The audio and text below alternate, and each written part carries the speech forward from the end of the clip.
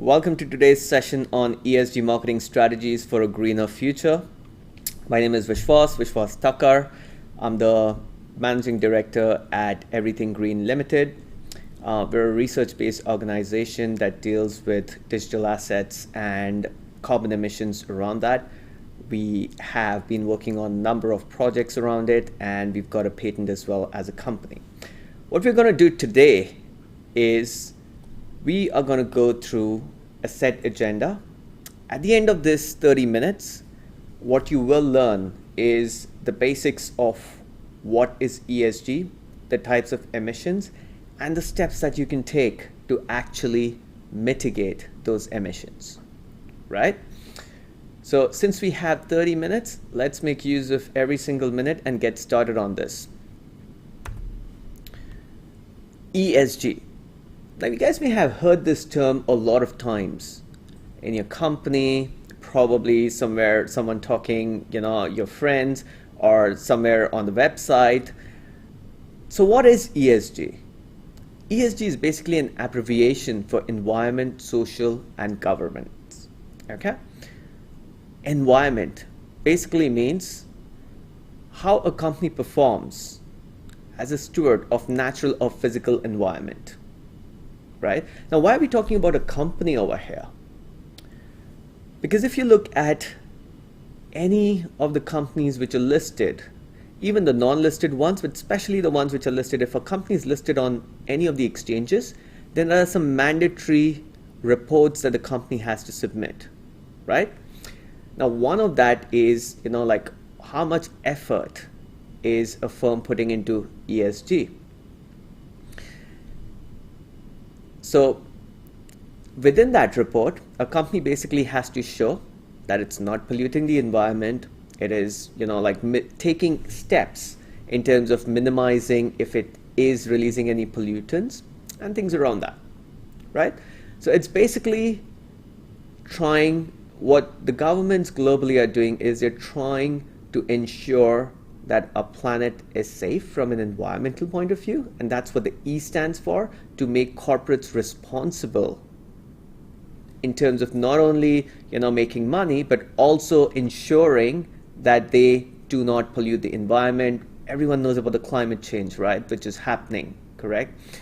So these are some of the steps that the governments have taken in terms of mitigating the climate risks. What does social stand for? Now, environment is, that's a basic thing we need. Everyone's heard about climate change. But what is social? Social is how a company interacts with its workforce, right? I mean, no one wants to buy a product where, in the manufacturing of the company, there are like child labor, correct? There was a famous documentary called The Dark Side of Chocolate. In that documentary, it is shown that it's an irony. Everyone loves chocolate. Kids love chocolate. You know where the cocoa is grown? Where some of these major corporations used to buy cocoa from? They had child labor. How sad is that, right? The social aspect of the ESG is equally important in terms of how the company interacts with its workforce and how it operates within the boundaries of the set rules, again, by the governments and the political environment. The final part is the governance. Governance is how a company makes decisions, reports, ensuring its ethical behavior. Now, this is exactly where, the governments are making the companies responsible by making sure that they are themselves aware of what's going on from an environmental and social point of view, creating a number of reports, reporting it to the government and also to the senior management in the company that makes them responsible in terms of taking steps. So that's essentially ESG. It's basically, apart from profit, what exactly is a company doing in terms of social good, right? Now, this is a UN definition of ESG, what you see in front of your screen.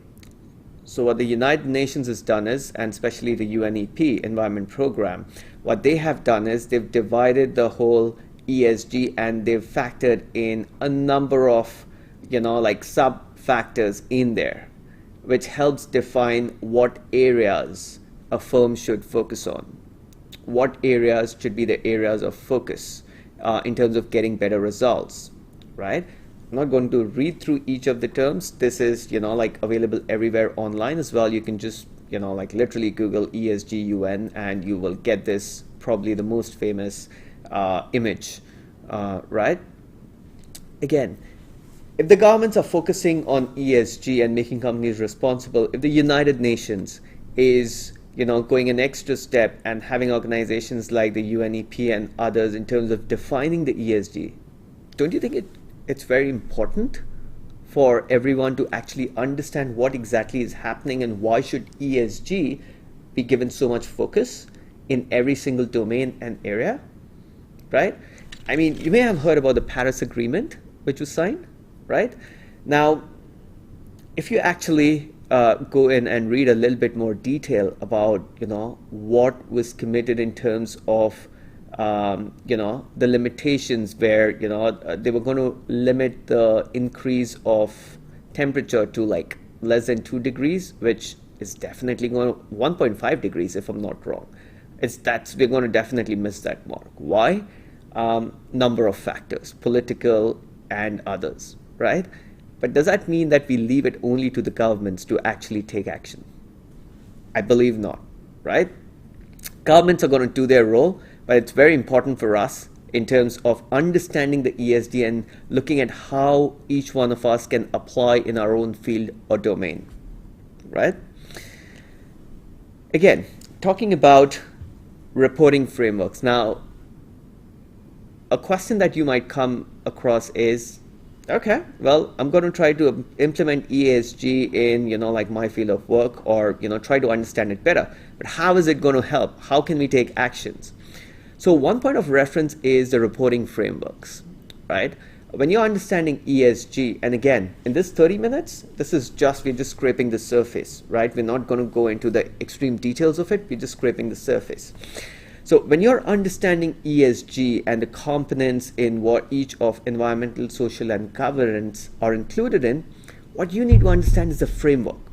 Framework basically defines what exactly has to be reported in what domain. Now, in front of your screen, you can see that there are like 5 different frameworks, and you'll be like, okay, what do I follow? Which one is right for me? And, like, how do I make sure or should I learn everything and should I read about everything? No. See, you need to understand one thing. These frameworks differ because requirements of every region globally differ, right? You can't compare developed nations with developing nations with underdeveloped nations.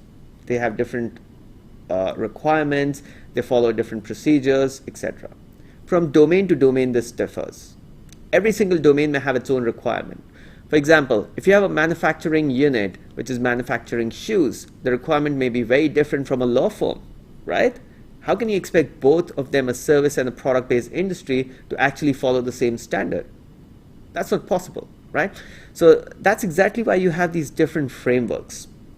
Okay, again, we won't be going into the excruciating details of the framework, but it's very important for you to know that there are these different sort of set rules, okay, which international bodies like the ISSB, which is the International Sustainability Standard Board, you have the European Sustainability Board, all these different bodies have actually created different frameworks which are suitable, to either each of the domains or each of the regions, right?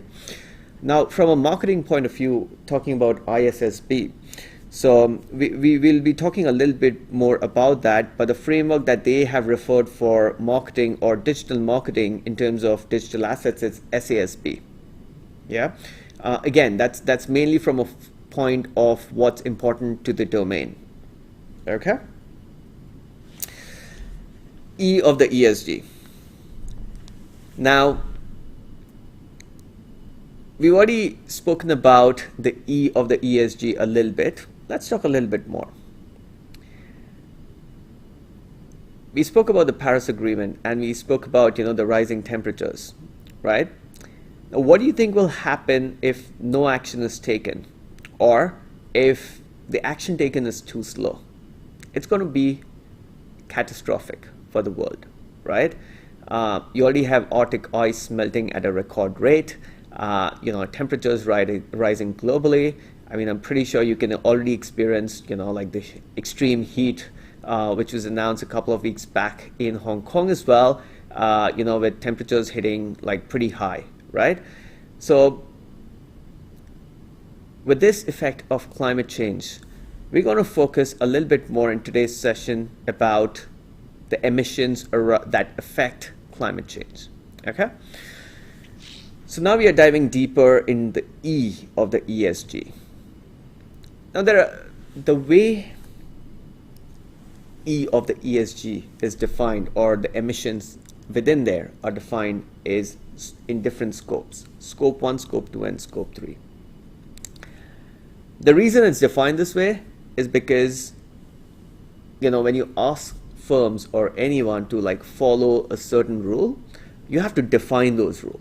Each of the frameworks which I just showed you, there are some rules, as I said, correct? We're going to discuss one of those, okay, which is, like the emissions that cause climate change are known as a GHG, or greenhouse gases, okay, the GHG.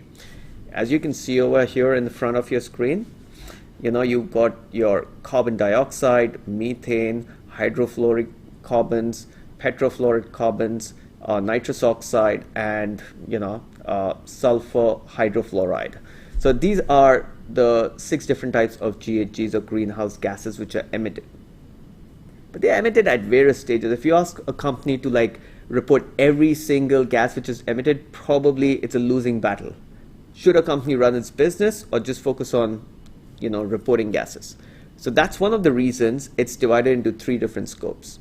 Okay, now guys, please bear with me. We're going to jump on the marketing part in like another 2 to 3 minutes, but it's very important to lay the groundwork, okay? Because without the groundwork, you guys will just be wondering what exactly is happening and why exactly are we talking about a certain aspect in terms of how marketing affects climate change, right? Which is a big word, but marketing affects basically, release of carbon or carbon dioxide, okay? Scope 1. Scope 1 is basically, as you can see, it's mandatory reporting by a company, but scope 1 gases are basically, when you consider scope 1, scope 1 is mainly if, let's say, a manufacturing unit is burning oil or fuels directly, right? Within the premises of the company that it's responsible for, then it's a scope 1 emission. Scope 2 emission is basically, like, let's say, the electricity which the company uses for air conditioners or heating systems or something else, right? As an example, which means electricity is generated using coal or something, and then it's being purchased by the company. So, they want to obviously look at, if electricity is generated burning coal, which is already emitting GHGs, who exactly is using that, and how much are you using it, and why are you using it, and can you reduce it, etc.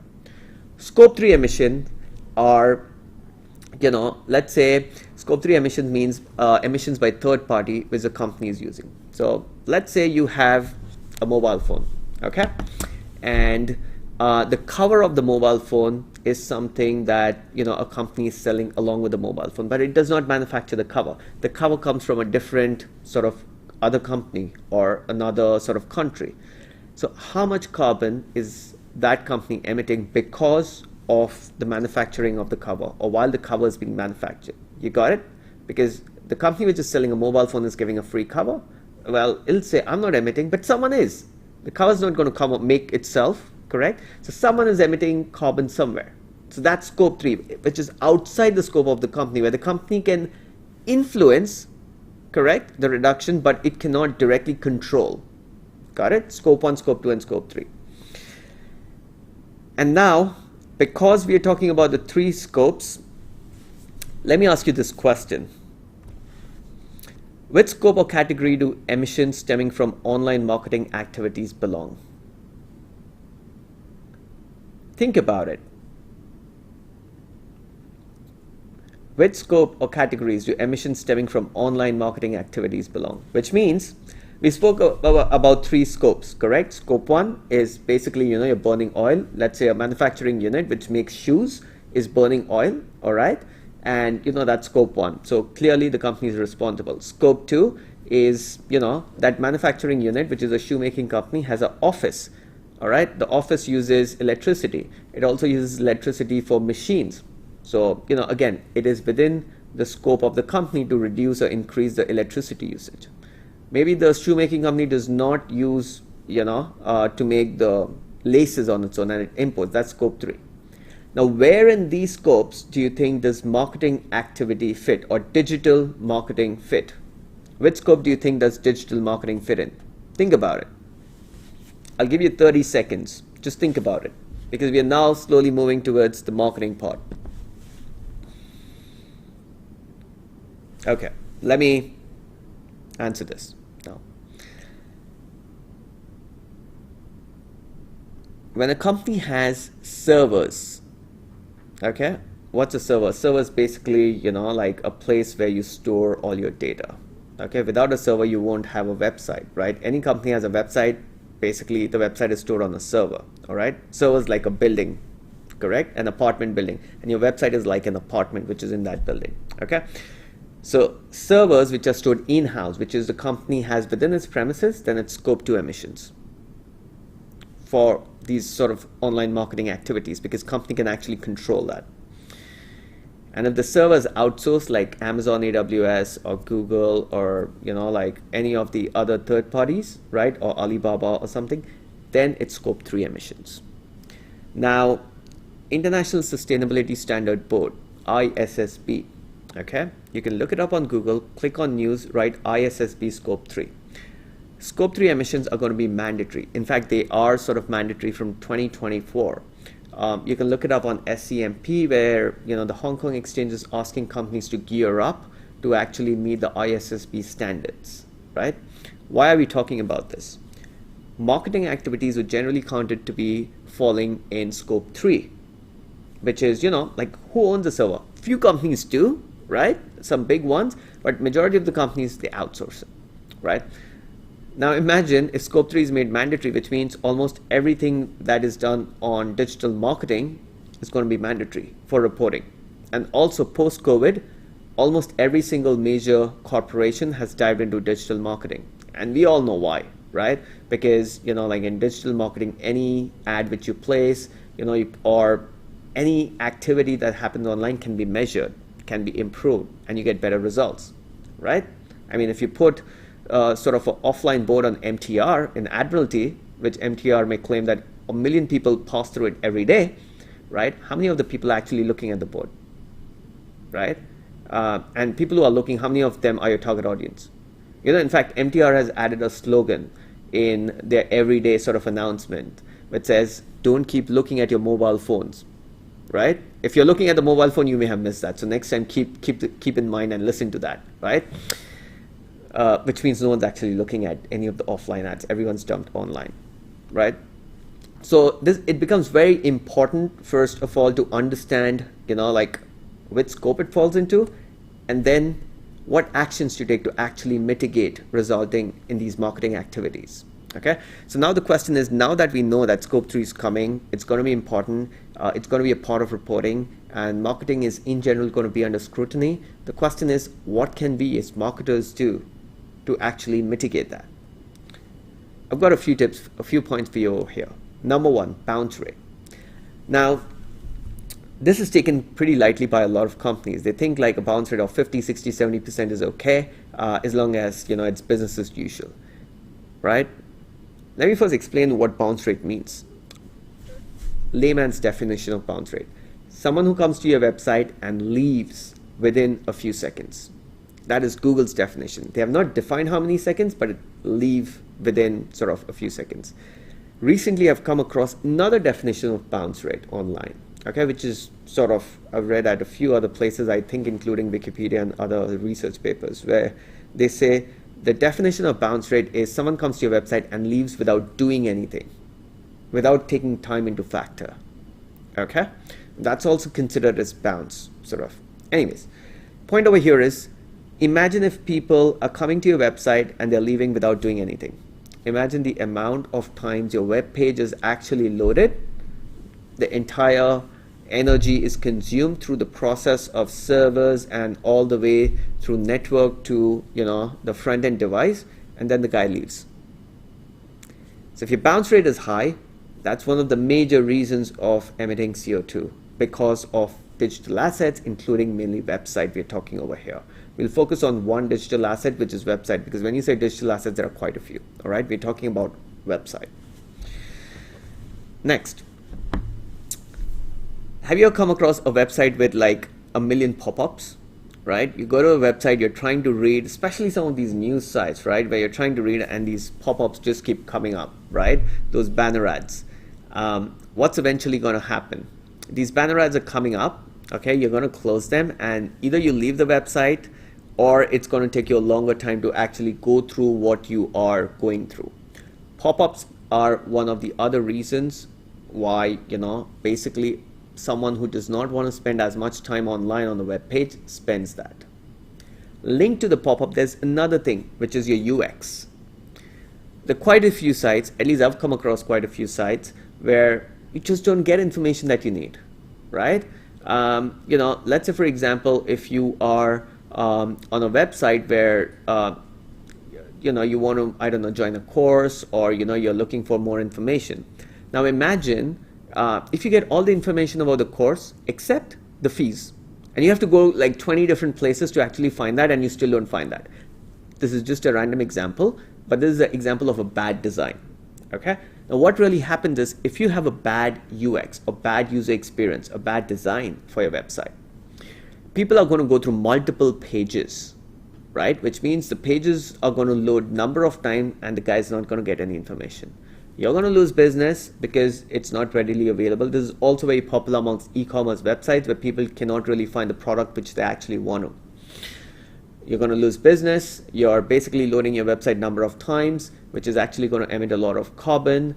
And eventually what's going to happen is, it's going to look like people are spending a lot of time on your website, and, like they're basically taking action, but you don't get the end result. Right? So if it's an e-commerce website, you'll be looking at a very low conversion rate.